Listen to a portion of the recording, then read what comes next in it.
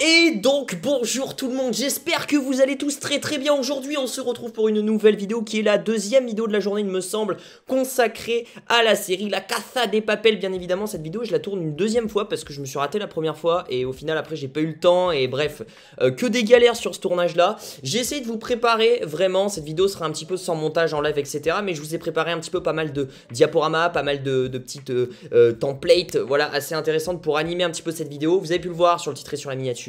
On va faire une top saison, oui, de la Casa de Papel. Bien évidemment, la saison 5 est terminée depuis 2 semaines maintenant. Ça va faire 2 semaines ou une semaine. Ouais, ça va faire 2 semaines.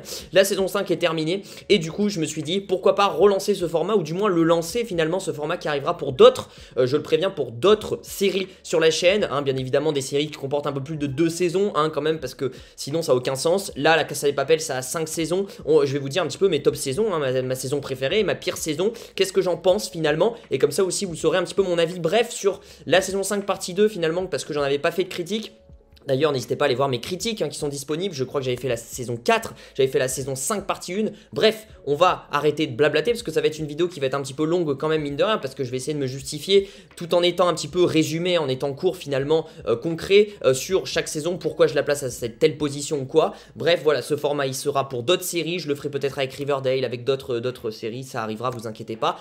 On est parti directement, sans plus attendre, avec la 5e position. Donc on va aller du coup décrescendo, hein, bien évidemment, j'ai retenu mes cours de musique. Décrescendo, on va partir du pire au meilleur, on va finir un petit peu vers l'apothéose finalement. En 5e position, d'ailleurs n'hésitez pas à me dire votre classement des top saisons dans les commentaires, j'aimerais bien savoir. Voilà, vous me faites ça et comme ça j'essaierai d'un petit peu vous répondre et de savoir pourquoi. Dites-moi, justifiez-moi pourquoi cette saison est meilleure que l'autre. Voilà, dites-moi un petit peu tout ça dans les commentaires. N'oubliez pas le petit pouce bleu, le petit abonnement, le petit partage à tous vos potes fans de la Casa de Papel. Voilà, c'est une vidéo peut-être qui marquera peut-être une des dernières vidéos. J'essaierai d'en parler toujours de la Casa de Papel parce que il y a le spin-off de Berlin en 2023 qui va sortir, je vous le rappelle, donc l'univers n'est pas totalement mort, mais c'est vrai que la série phare est finie, donc on en parlera peut-être un peu moins sur la chaîne, mais on en reparlera bien évidemment quand il y aura des occasions, quand il y aura des news, et puis je lancerai peut-être des formats en rapport avec la Casa de Papel. Bref, en 5e position, je pense que ça va pas en surprendre plus d'un, je pense pas, on va mettre, voilà, la partie 3 de la Casa de Papel. Pourquoi je mets cette partie 3 en 5e position, vous allez me dire, parce que effectivement, ça reste une partie voilà, sympa. Bah, je vais vous dire honnêtement, parce que partie 3, parce que on refait un braquage et parce que pour moi, la série, et je le répète et je le répète, la série aurait dû s'arrêter à la fin de la partie 2. On ne doit pas faire un deuxième braquage et surtout que d'un point de vue écriture, scénaristique, je trouve qu'elle est bien en dessous des 2 premières saisons et du coup j'ai fait une grosse comparaison entre la partie 2 et la partie 3 parce que bah forcément c'est la suite et j'ai trouvé bien en dessous malgré que Netflix ait racheté du coup la partie 3. Je trouve que cette partie 3 est la pire vraiment partie de la Casa de Papel sur tous les points, le point scénaristique, l'écriture je trouvais un peu moins bien géré, hein, c'est ce que j'ai envie de dire justement, ou du coup pour l'intrigue rapidos, du coup le professeur va tenter un nouveau braquage avec de nouveaux membres et toujours les mêmes membres aussi, mais va tenter un nouveau braquage. Il y aura Alicia Sierra qui sera la nouvelle flic qui fera face au professeur et du coup là cette fois-ci ils vont braquer, je sais plus, la monnaie nationale, enfin bon bref, je sais plus, mais ils vont braquer un autre endroit finalement et du coup Alicia Sierra va essayer de les contrer. Ils vont faire un deuxième braquage tout simplement pour sauver Rio qui a été capturé, voilà, parce qu'il a appelé du coup via un numéro, hein, quand ils étaient en road trip avec Tokyo, il a appelé et du coup il a été tracé, du coup il a été capturé, séquestré par Alicia Sierra, etc. Et du coup ils font tous braquage pour sauver Rio, voilà, et donc ça marquera aussi l'ouverture de la relation entre Lisbonne et du coup le professeur, Raquel Murillo qui oui a changé de camp, on s'en rappelle que c'était la flic des 2 premières saisons, et au final c'est assez intéressant peut-être ce point de vue là, la relation est pas mal du tout, même si c'était, ouais, c'est un peu osef quand même, on va pas se mentir, mais voilà, il y a quelques petites choses intéressantes, mais il y a beaucoup de choses négatives. Je trouve qu'elle est mal écrite, je trouve que la justification en mode on refait un deuxième braquage pour sauver Rio, je trouve que c'est vraiment limite osef. Ils se sont dit vas-y on trouve un truc pour relancer le truc. Je trouve que c'est une série, enfin une saison un peu fan service finalement, où on refait une saison juste pour le fric, Netflix a racheté les droits, etc. Donc voilà, le seul point positif que je pourrais dire c'est que les effets spéciaux sont mieux gérés. préféré parce qu'il y a un peu plus de budget. On sent qu'il y a vraiment un peu plus de budget. J'aime bien le début où on les voit solo, voilà, Tokyo et Rio en road trip, on a Helsinki, voilà, Denver et Monica, on a Helsinki et Nairobi aussi solo. Enfin, on voit un petit peu comment ils vivent après le braquage, ça c'est assez intéressant, l'après-braquage, le professeur et Raquel. Mais du coup, on enchaîne très très vite, on retourne très très vite au vif du sujet avec une erreur un peu de maturité finalement de Rio.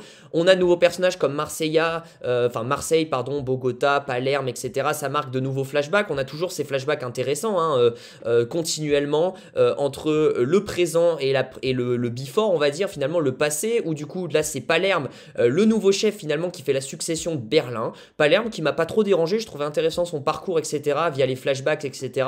J'ai trouvé très très intéressant. Moi c'est un personnage que j'ai bien apprécié finalement, mais après voilà, il y a beaucoup de creux. C'est une partie 3, je sais pas, où c'est encore plus délirant, où là cette fois-ci ils vont faire fondre les lingots d'or, enfin c'est n'importe quoi. C'est juste irréalisable, irréaliste, je la trouve moins réelle et je la trouve un peu plus dans le what the fuck, voilà, même si on retrouve un petit peu tous nos protagonistes, mais c'est pour ça que je la passe à la 3e position. Et puis tout ça pour Rio finalement, Rio qui est, comme vous avez pu voir peut-être, ceux qui étaient là pour ma tier list personnage de la Casa de Papel, Rio qui est le personnage que je déteste le plus, et donc le fait d'avoir fait ce braquage, ce deuxième braquage pour Rio, pour sauver Rio, je trouve ça mais pitoyable honnêtement. Pourquoi risquer sa vie pour Rio? Honnêtement, Rio, qu'est-ce qu'il vaut Rio? Il vaut rien. Voilà, et en plus il y a eu des morts pour Rio. On va reparler de Nairobi, enfin moi ça m'a scandalisé. Bref, c'est pour ça que je la mets vraiment dans le pire, et c'est surtout que j'ai eu une grosse comparaison avec la saison 2 qui était la partie d'avant finalement, la saison 2. Du coup, j'ai eu vraiment cette comparaison toujours sans cesse dans ma tête, en mode est-ce que ça va faire mieux, etc. Et au final, c'était bien en dessous. Et du coup, c'est pour ça que j'ai vraiment pas apprécié cette partie 3. Bref, en 4e position maintenant, n'hésitez pas à faire vos pronostics un petit peu. Qu'est-ce que vous pensez que je vais mettre en première position, hein, voilà. En 4e position, le top 4 finalement, qui ne sera pas dans le podium, mais qui était pas loin du podium. Je vais mettre la partie 5. Oui, ça peut aussi un peu en choquer plus d'un, même si déjà ça fait déjà 2 saisons sur 3 qui sont dans le deuxième braquage finalement, dans cette après on va dire après premier braquage si je puis dire, parce que pour moi elle est découpée en 2 parties, la Casa de Papel. En top 4 je mets la partie 5, volume 1, volume 2, pourquoi? Je vais vous expliquer pourquoi je mets la partie 5 en top 4, parce que honnêtement, certes, la fin marque un petit peu, même si la fin je la trouve un petit peu chelou. Honnêtement, on peut en revenir rapidement sur la fin que j'ai trouvé un petit peu... Non, pas chelou, mais un petit peu trop facile. Voilà, c'est trop facile. C'est beaucoup trop facile, et là, on impacte tout un pays, alors que de base, c'est juste un braquage, finalement, et je trouve que c'est parti trop dans l'esprit de guerre. Voilà, c'est parti trop dans l'esprit de guerre, trop dans Battle 1 à la Call of Duty, balles illimitées, voilà, il y a du sang de partout, c'est n'importe quoi. Alors, je veux bien que ça marque un petit peu l'apocalypse, etc., que c'est vraiment la guerre et tout, mais là, vraiment, on s'éloigne des codes de base de la Casa de Papel. Ce côté braquage, on le ressent plus, on est plus dans de la survie. Voilà, je reconnais plus la Casa de Papel, même s'il y a certaines scènes d'action qui sont très très bien réalisées, je dis pas le contraire, mais je ne reconnais plus la série phare, et du coup c'est pour ça que je la mets aussi un peu en 4e position, parce que aussi j'ai trouvé que la partie 1 était catastrophique. D'ailleurs j'en avais fait une critique, déjà d'avoir découpé ça pour le sortir 2 mois après, je trouvais ça bizarre, et du coup la partie 1 pour moi était mais catastrophique, vraiment j'ai pas du tout adoré, c'était ennuyeux, c'était creux, et franchement, honnêtement, je me suis fait chier. Ok, il y a la mort de Tokyo dans la partie 5, dans l'épisode 5. Honnêtement, ça m'a rien fait, parce que Tokyo, c'est pas non plus un personnage que j'aime particulièrement, même si la mort est quand même touchante, mais voilà, c'était juste pour marquer le coup, sinon ça part en couille, il y a les soldats d'élite qui arrivent, c'est n'importe quoi, enfin bref. Cette partie 5, je l'ai trouvée, surtout la partie 1 de la partie 5, je vais y arriver, j'ai trouvé détestable. Et la partie 2 de la partie 5 était un petit peu mieux, qu'on a eu là récemment, avec du coup cet aspect du professeur, concentré sur le professeur, qui arrive, qui revient, etc. Elle était mieux, plus d'action, plus de suspense, mieux écrite. J'ai plus apprécié cette partie 2, mais le problème c'est que si on fait un mélange entre la partie 1 et la partie 2 de la saison 5, et ben ça fait une 4e position, parce que il y a beaucoup de creux, et il y a beaucoup de choses qui m'ont déplu, même si vraiment gros point fort sur la relation Alicia-professeur qui m'a beaucoup plu, leur road trip, tout ce développement là, moi j'ai beaucoup apprécié, voilà, j'ai même plus apprécié l'extérieur de la banque que l'intérieur de la banque pour la première fois, donc c'est très très intéressant, et voilà, après je vous avoue des personnages, voilà, par exemple comme Rio, dévasté, j'en ai un peu rien à foutre, et des personnages qui m'ont un peu déplu, comme Monica, que j'ai trouvé aussi vraiment détestable, Gandia, que vraiment je déteste. Il y a des personnages qui m'ont déplu, bref, il y a Bal illimité, on se croirait dans un jeu vidéo, ça m'a pas plu du tout, on va pas se mentir, on se perd, même si, comme je vous ai dit, la fin de la saison 5 est peut-être un peu mieux, on retrouve un peu le professeur, ses plans, etc. Il y a toujours des flashbacks, parce que ça marque aussi l'arrivée de Raphaël, le fils de Berlin, bon, qu'on s'en doutait qu'il allait revenir dans la partie 2, qui a eu un rôle majeur, mais voilà, c'est sans plus. Honnêtement, c'est sans plus, donc je la mets en 4e position. En 3e position, maintenant, sans plus attendre, on va passer sur le podium. Qui est en 3e position, à votre avis? Eh ben, tout simplement, c'est une suite logique, j'ai envie de dire, c'est la Casa de Papel, la partie 4. Alors, effectivement, j'ai mis la partie 4 après la partie 3, enfin voilà, mais ça reste dans un ordre, voilà, en mode, l'après-premier braquage, pour moi, c'est les séries qui sont, les saisons qui sont le plus en dessous, j'ai envie de dire. La partie 4 qui est dans le top 3, parce que pour moi, la partie 4, c'est le point culminant en termes d'action, en termes d'écriture, en termes de tout, c'est le point culminant du deuxième braquage, où il y a vraiment tout qui va, il y a le dénouement, c'est là où vraiment tout va basculer. Voilà, d'un rang ou d'un autre. J'ai trouvé très intéressante, ça introduit aussi un peu de nouveaux personnages finalement. Et là, on est sur vraiment de la stratégie pure et dure. On a beaucoup de scènes du professeur et je l'ai trouvé plus stratégique et avec beaucoup plus de réflexion, un développement plus abouti. Bon, très triste de la mort de Nairobi, qui est un de mes personnages préférés. Mais cette partie 4 m'a plus intéressé, honnêtement. Je me suis moins fait chier, on va pas se mentir. Donc c'est pour ça aussi que je la place tout simplement en troisième position. Voilà, cette partie 4. Je sais pas ce que vous en avez pensé, vous, de cette partie 4, mais moi j'ai plutôt bien apprécié. J'ai plutôt bien apprécié cette partie 4. Voilà, donc pourquoi? Parce que aussi, j'ai bien aimé aussi la relation de Lisbonne avec le professeur à distance. J'ai bien aimé. Alicia Sierra, le professeur, c'était vraiment la dualité qui était à son maximum, honnêtement, dans cette partie 4. C'était ultra incroyable, franchement. Il se rendait pierre pour coup, enfin, c'était trop bien. Il y avait du suspense et ça avançait des deux côtés. On savait pas comment ça allait le dénouement. Gandia, mine de rien, c'est un personnage que je déteste. Je trouve qu'il a un peu apporté parce que finalement, il a foutu la zizanie complet dans la bande, à l'intérieur. Il a tué Nairobi, ça m'a par contre fendu le cœur. J'étais dévasté, hein, j'étais vraiment dévasté. Mais c'est une partie 4 qui m'a beaucoup plu. Aussi qu'on a développé des personnages comme Bogota, comme Marseille, voilà, des petits personnages secondaires qu'on a développés, qui sont arrivés, qui ont donné un petit peu aussi de fraîcheur, j'ai envie de dire, à la série, parce que ça faisait du bien de toujours voir les mêmes gueules. Et voilà, c'est surtout cette dualité entre le professeur et Alicia Sierra, moi, que j'ai vraiment apprécié. Et ça avance, il y a des flashbacks, c'est pas trop ennuyant, il n'y a pas trop de creux, c'est bien écrit. Les scènes d'action, c'est pas trop poussé, même si là, on commence à partir vraiment quand même sur une guerre un peu, ça commence à balancer de partout, et c'est peut-être ça aussi, je peux pas la mettre plus haut parce que eh ben, ça fait trop guerre et on est peut-être un petit peu moins dans le braquage, même si on y retrouve quand même des points assez intéressants, surtout avec la stratégie du professeur, etc. Voilà, j'ai bien aimé les relations, voilà, la relation Bogota-Nairobi qui était en train de se créer, qui m'a fendu le cœur parce que Nairobi meurt. Voilà, il y a plein de choses comme ça que j'ai apprécié, donc je la mets en 3e position. En 2e position, je pense que du coup, là maintenant, il reste que 2 saisons, vous en doutez bien. En 2e position, je mets La Casa de Papel, saison 1. Voilà, c'est la saison 1 qui est en 2e position. Pourquoi je la mets en 2e position et pas en 1re position? Vous allez me dire, mais pourquoi Louis? Pourquoi tu fais ça? Eh ben, tout simplement parce que la saison 2, je la trouve meilleure déjà, mais la saison 1 est juste incroyable. La saison 1 est juste incroyable. Pour vous dire, moi, le show, je l'ai pas regardé dès la diffusion. Je l'ai regardé bien après. Tout le monde me disait, ouais, c'est un truc de fou, c'est un truc de fou. Et j'ai trouvé ça comme une révolution un petit peu du monde des séries, finalement, de braquage.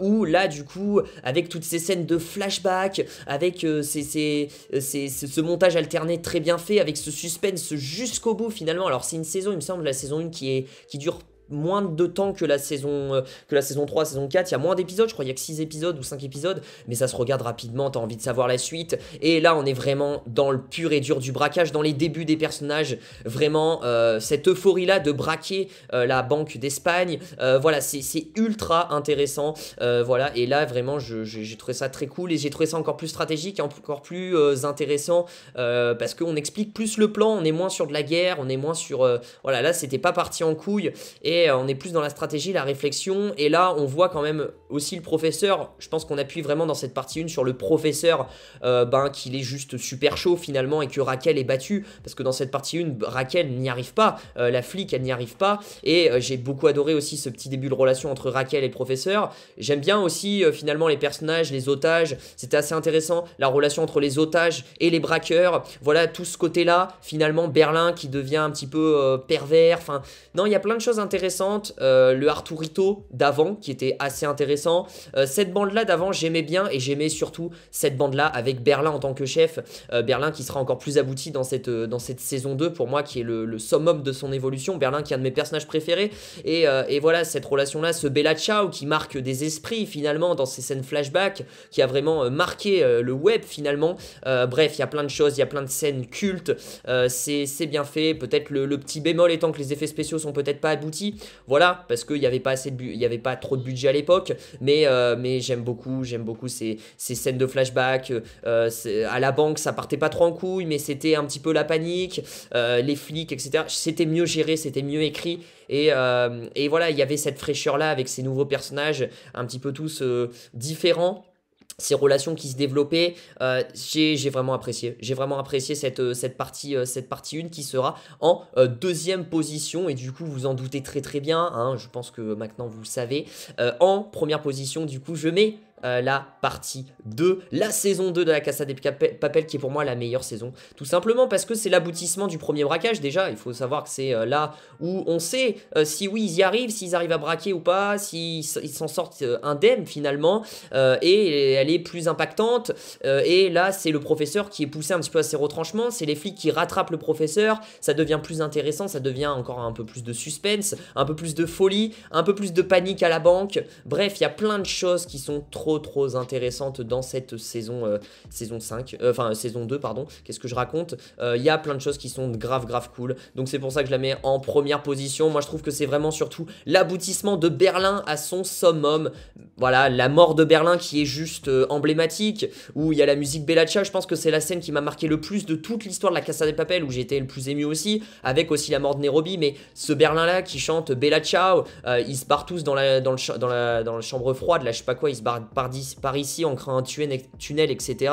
et Berlin qui retarde les flics etc, et qui se sacrifie avec le Bella Ciao, cette scène au ralenti, c'est très emblématique, c'est beau, c'est touchant, et c'est Berlin qui fait un peu le braquage, qui sauve le braquage etc, bref, vraiment là aussi incroyable, c'est incroyable cette puissance de cette saison 2, vraiment, et là c'était le dénouement aussi, c'est pour ça que je l'ai peut-être plus apprécié, parce que c'était le dénouement, cette saison 2, c'était le dénouement, c'était la fin, on voulait savoir comment ça allait se finir, est-ce qu'ils allaient s'en sortir ou pas les braqueurs, et ils s'en sont sortis, et bon, il y a eu des morts, mais j'ai trouvé ça très cool. Voilà, c'est un peu tout ce développement, voilà, ce développement là, on a développé les personnages, on les a travaillés dans la partie 1, et là du coup, on se concentre plus trop sur le développement, et là on passe vraiment à l'action, et ça s'enchaîne plus rapidement, vraiment c'est un enchaînement de plans du professeur, de contre-attaque, d'attaque des flics, contre-attaque, voilà, de riposte, enfin bref, il y a plein de choses, voilà, c'est vraiment le côté suspense, le côté dynamique, et le côté ultra cool, vraiment, là à l'intérieur de la banque, vraiment c'était des scènes incroyables, que ça soit tous les personnages, les tensions que les personnages avaient entre eux finalement, parce qu'il y avait énormément de tensions, les rivalités, ce que ça pouvait produire aussi finalement, les nerfs, voilà, ça joue sur les tensions entre les braqueurs, Berlin et Tokyo qui se sont bien engueulés plusieurs fois, voilà. Il y avait aussi tout ce côté-là qui était très intéressant, parce qu'à l'intérieur de la banque ça paniquait, et à l'extérieur aussi c'était chaud. Cette scène-là hyper emblématique où le professeur est déguisé en clown, moi je la trouvais ultra incroyable, vraiment le génie, le move de génie du professeur, mais surtout la scène d'après où justement il a date avec Raquel, parce que il a cette relation sentimentale avec Raquel, et justement ça joue sur son plan, ça influe sur son plan, voilà, sur sa psychologie, donc ça aussi c'était juste incroyable, je trouve, la relation qu'il avait avec Raquel, et aussi cette scène-là où du coup ils boivent un café, il me semble, dans un coffee shop. Et là, Raquel qui s'aperçoit que le professeur a un petit cheveu orange comme la perruque qu'il portait du clown. Et du coup, fait le lien, le professeur va aux toilettes. Non, Raquel va aux toilettes. Voilà, fait le lien. Et le professeur qui se pose des questions, il y a la tension au maximum. Et là, c'est vraiment le dénouement. Raquel, du coup, fait le lien. Et en fait, c'est lui le professeur. Et je trouve ça juste dingue, vraiment. Et puis, cette petite fin qui était assez incroyable où Raquel vient rejoindre le professeur. Et au final, tu sens qu'ils ont une relation amoureuse. Tu t'y attends pas. Bref, voilà. Un petit peu la vidéo. J'espère en tout cas qu'elle vous a plu, cette petite vidéo. On est revenu un petit peu sur... du coup mon top 5, voilà, en 5ème position la partie 3, en 4ème position la partie 5, en 3ème position la partie 4, en 2ème position la partie 1 et en 1ère position la partie 2. Voici mon classement, dites-moi vous votre classement dans les commentaires. Je pense que c'est un classement qui est plutôt, je pense, la plupart des gens pensent pareil, je pense dans le top 3, surtout aux 2 premières positions, la plupart des gens, je pense que c'est un classement plutôt populaire, on va dire, finalement, il n'est pas très original, même si je pense que certaines personnes vont penser différemment aussi, et c'est là aussi où le débat est très intéressant, c'est qu'on n'a pas tous le même classement. Dites-moi votre classement dans les commentaires, j'aimerais bien savoir, et puis n'oubliez pas de lâcher le petit pouce bleu, de vous abonner, d'activer la cloche de notification pour ne rater aucune de mes vidéos. La vidéo dure 20 minutes, c'est super, mais bon, j'espère qu'elle vous aura plu, et puis moi je vous dis à très vite pour de prochaines vidéos, je vous fais plein de bisous, prenez soin de vous, bon samedi à tous, ciao ciao.